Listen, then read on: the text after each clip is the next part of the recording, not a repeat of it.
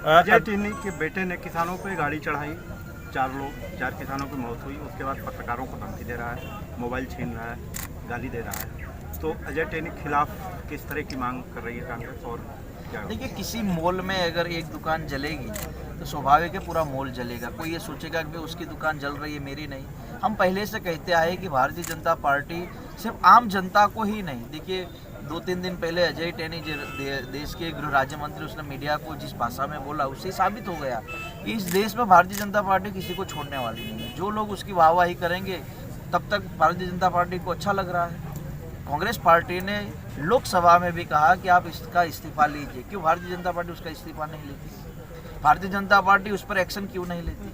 एक तरफ भारतीय जनता पार्टी कानून व्यवस्था की बात करती, उसी उत्तर प्रदेश में चाहे महिला की सुरक्षा की बात हो, चाहे किसानों की सुरक्षा की बात हो, चाहे नौजवानों के रोजगार की बात हो, इन सभी मुद्दों पर भारतीय जनता पार्टी विफल साबित हुई। और इसीलिए कहीं ना कहीं भारतीय जनता पार्टी ऐसे अपराधी लोगों को अपने साथ रखने का प्रयास करती है।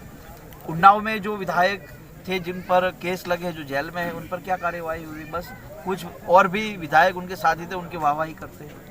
अजय टिन्नी को लेकर एक बात बहुत स्पष्ट है कि 4 किसानों की हत्या का जिम्मेवार वो आदमी है और इसीलिए उस पर कार्यवाही होनी चाहिए। और भारतीय जनता पार्टी को उस पर कार्यवाही कर खुद भारतीय जनता पार्टी किसानों की हितैषी है या नहीं वो तय करना चाहिए। महाराष्ट्र और बंगाल की तर्ज पे उत्तर प्रदेश के चुनाव में भी IT कूद चुकी है। ED और CBI की आने की बात अखिलेश यादव कर रहे हैं।